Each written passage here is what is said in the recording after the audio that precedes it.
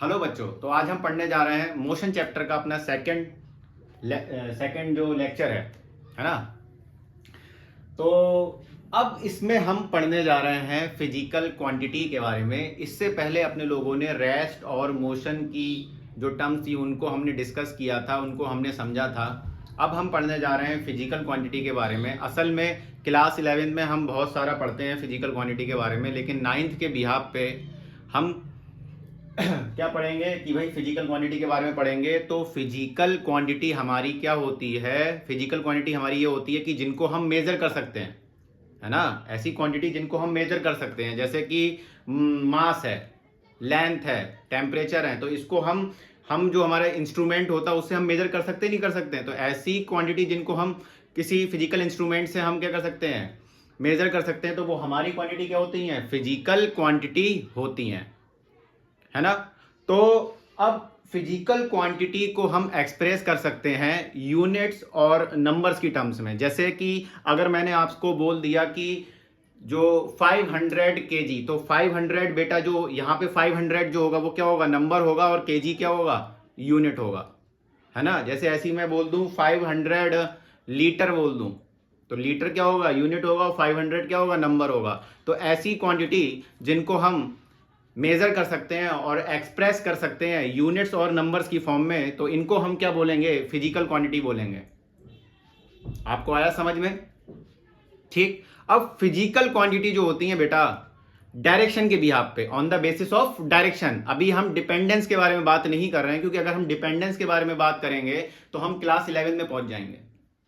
अभी हम बात कर रहे हैं डायरेक्शन के बिहाफ पे। तो डायरेक्शन के बिहाफ पे आप लोगों को मालूम है, आप लोगों ने 8th क्लास में भी पढ़ा होगा कि जो फिजिकल क्वांटिटी जो होती है वो हमारी क्या होती है? स्केलर क्वांटिटी और वेक्टर क्वांटिटी।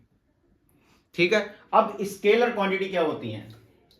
स्केलर क्वांटिटी को अपने सही तरीके से समझेंगे कि ऐसी क्वांटिटी जो सिर्फ और सिर्फ किसके ऊपर डिपेंड करे? मैग्नीट्यूड के ऊपर डिपेंड करे। मैग्नीट्यूड का मतलब होता है न्यूमेरिकल वैल्यू, है ना। तो ऐसी क्वांटिटी जो मैग्नीट्यूड के ऊपर डिपेंड करे, न्यूमेरिकल वैल्यू पे डिपेंड करे, उन क्वांटिटी को हम क्या बोल देंगे? स्केलर क्वांटिटी बोल देंगे। सर इसके एग्जांपल बताओ क्या होंगे? सर इसके एग्जांपल होंगे जैसे डिस्टेंस हो गया, हमारा टाइम हो गया, स्पीड हो गया, वर्क हो गया, पावर हो गया, एनर्जी हो गया। ये सब वर्क, पावर, एनर्जी, ये सब अपने आने वाले जो चैप्टर है उसमें अपने ढंग से पढ़ेंगे।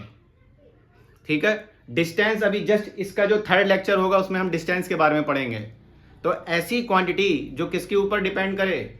मैग्नीट्यूड पे डिपेंड करे, ठीक है, न्यूमेरिकल वैल्यू पे डिपेंड करे, उसको हम क्या बोल देंगे? स्केलर क्वांटिटी बोल देंगे। जैसे अगर डिस्टेंस के केस में अगर मैं बात करूं, तो डिस्टेंस मैंने बोला कि 500 किलोमीटर, तो यहां पे बेटा 500 क्या होगा?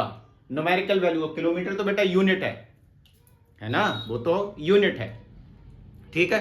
तो आप लोगों को समझ में आया नहीं आया कि स्केलर क्वांटिटी क्या होती है? तो स्केलर क्वांटिटी हमारी क्या होगी? ऐसी क्वांटिटी जो किसके ऊपर डिपेंड करे? मैग्नीट्यूड के ऊपर।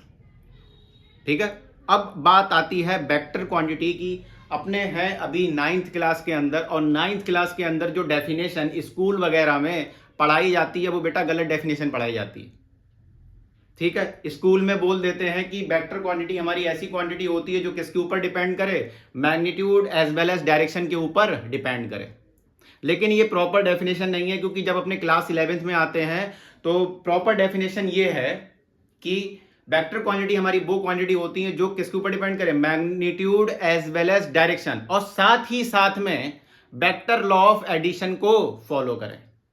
ये हमारी प्रॉपर डेफिनेशन है। अब वेक्टर लॉ ऑफ एडिशन जब अपने क्लास 11th में आएंगे तो वहां पे अपने पढ़ेंगे।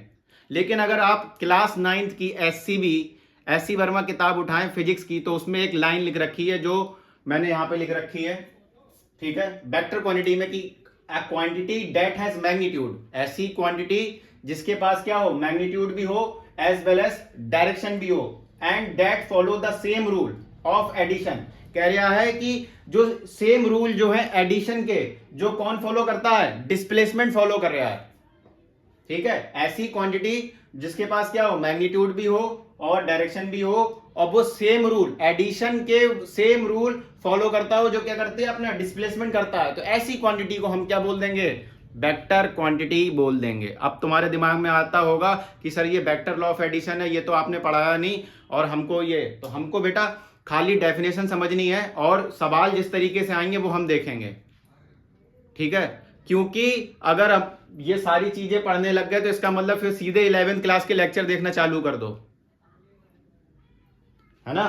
तो वेक्टर क्वांटिटी में हमारे जो एग्जांपल आएंगे वो हमारे क्या आ जाएंगे, डिस्प्लेसमेंट, ठीक है। डिस्प्लेसमेंट जो अपने आगे पढ़ेंगे किसके ऊपर डिपेंड करेगी, magnitude as well as direction, और वेक्टर लॉ ऑफ एडिशन को फॉलो करेगी। वेलोसिटी हो गया, मोमेंटम हो गया, फोर्स होगा, ये सब क्या होते हैं, ठीक है, magnitude as well as direction को क्या करते हैं, डिपेंड करते हैं, ठीक है। तो अगर हम जनरल जो स्कूल वाली जो भाषा होती है उसमें 9th क्लास में यही बताया जाता है कि जो वेक्टर क्वांटिटी होती है वो हमारी ऐसी क्वांटिटी होती है जो किसके ऊपर डिपेंड करे, magnitude as well as direction, और हमसे ये जो लास्ट की चीज है वो हमसे छुपा ली जाती है, ठीक है, कि वेक्टर लॉ ऑफ एडिशन को भी फॉलो करना चाहिए। या फिर दूसरी लैंग्वेज में बोलो कि जो एडिशन के जो लॉज हैं, जो डिस्प्लेसमेंट फॉलो कर रहा है उनको अगर फॉलो कर रही है तो वो हमारी क्या हो जाएगी, वेक्टर क्वांटिटी हो जाएंगी। तुम्हारे स्कूल लेवल की अगर मैं बात करूं वो तुमसे खाली ये पूछेंगे what is vector quantity, what is scalar quantity और इसके एग्जांपल, ठीक है। तो अब इसके बाद हमारा जो हमने जो लिखा था पहला टॉपिक काइनेमेटिक्स, अब वो यहां से स्टार्ट होगा। इसमें हम अगले लेक्चर में हम पढ़ेंगे डिस्टेंस और डिस्प्लेसमेंट के बारे में, और बिल्कुल प्रॉपर तरीके से पढ़ेंगे और अच्छे क्वेश्चन अपने उसमें भी लगाएंगे, ठीक है बच्चों। तो 3rd लेक्चर जरूर आएगा और आप उसको देखते रहना।